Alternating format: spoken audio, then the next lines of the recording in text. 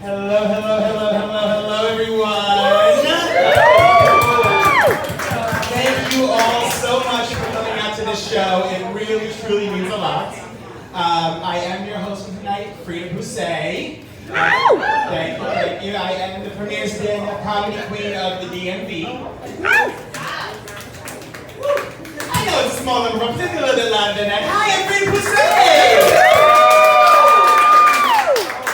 For those of you that have never been to one of my shows, there's a couple of rules that I have. We'll get into those in a little bit, but the first and biggest one is make sure you have a drink in your hand at all times, okay? Because I sure as hell will. Now, why did I decide to do this show? Why did I want to put on this Pride comedy show? For starters, I like money, so that's good. There's that.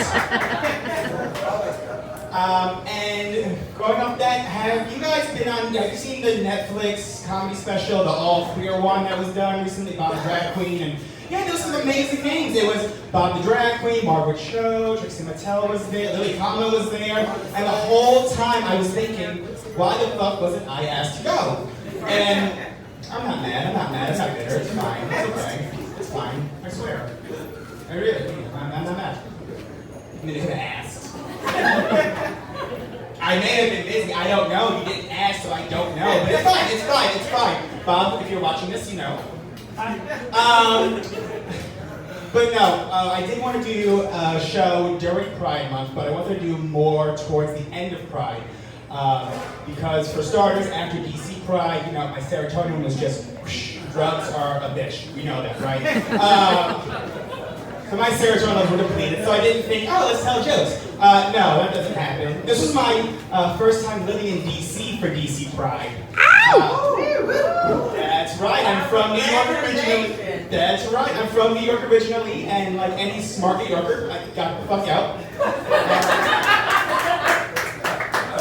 I chose to come here and party with the DC gays, which probably... Oh, I wouldn't cheer if I were you. Yeah, I thought I could party back in New York. I thought I was a cute little twink back in New York. I could party with the best of them. And then I came to DC. What do you put in your drugs and your drinks? 3 weeks later, I was still hearing Pride, G for love, and Pride, G for love. I'm hearing it in the back of my head at work. Fuck all of you, okay? No, but I know I needed to do this show because this month has been a rough month for me. It has, you know, Pride. First off, it's hot. And some of you are like, oh, it's great. Not when you're a drag queen, okay? Yeah, no, because I am not that queen that gets booked for the cute little cocktail hours and stuff like that. No, that's not me. They book me. I mean, I'm not one of the RuPaul girls. Fuck that. So they book me and they say, all right, come on out. Come party with us in drag. Cool, where are we going? We're going to march. I'm going to say that again. We're going to march in June. I am 6'5" in heels. I have a big wig, big titties, and a big ass. Let me tell you something. I start the marches looking like Cher and I end it looking like Sunny. Okay, this is not a kid. It really is not. But yeah, on top of that, I went through a breakup recently, which like when you're young, it's like, oh, but when you're my age, it's like, the countdown just starts. The worst person I told about this though was my mother. I'm gonna need a drink for this one. Now, mind you, I had just gotten broken up over text message. Yeah. Fucking dude. If you're in the audience right now and you've ever broken up with somebody over text message, we are on the second floor. Please jump out the fucking window right now. Now, I've broken up with a lot of people in my days. I've been broken up with by a lot of people in my day. Shut up. And let me tell you something. There is nothing better than an in-person breakup because a couple things. A, there's always a drink around for you to throw. And you feel good. How many drinks? You've drunk a lot of drinks, I can tell. We're gonna hang out. Let's do some shots later. Two, you miss out on all the important stuff. Like you can't get your emotions across. You can't say what you feel. More importantly, there's no breakup sex because it's over text. And that was my shit. I used to love breakup sex. That was my favorite.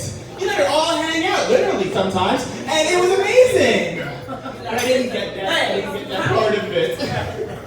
So yeah, so I'm going through all these emotions, broken up over text message, again, fuck you. But then I decide, out of everyone to tell, I tell my mother. Like I said, I'm from New York. Specifically, I'm from Staten Island. Don't get ahead of me. No, I'm from Staten Island, which means I have a big old Italian mother. And I call her, and if anyone here ever has kids, for starters, don't use the phrase, I never liked them anyway. Document it. Because where the fuck were you 8 months ago when I first brought them around, alright, bitch? But her advice to me is always the same. Did you eat something?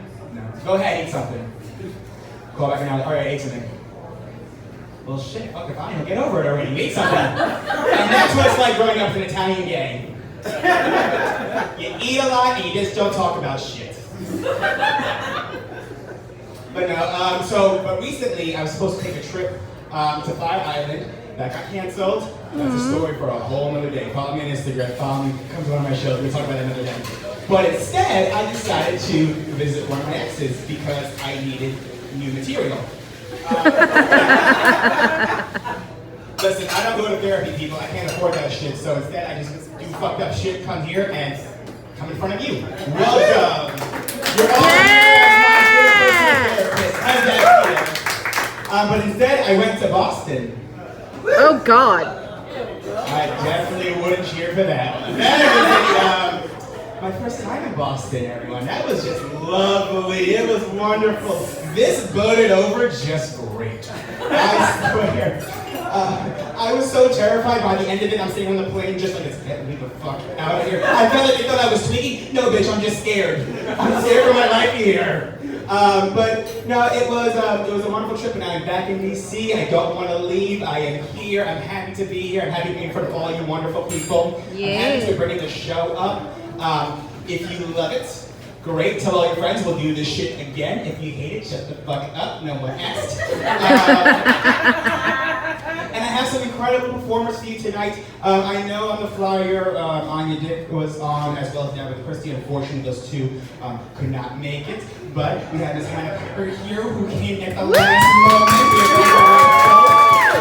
We are very, very grateful. Anya Dick, this is one of her local establishments. She's here frequently, so she does send her love and regards. This bitch lives out in the sticks, like in the country. So the storm the last 2 days just fucked her shit up. She was sending me photos. I'm like, this is why we live in cities, okay? There's like one tree in front of my house, and that's it. And I think David is just hungover, and that's fine too.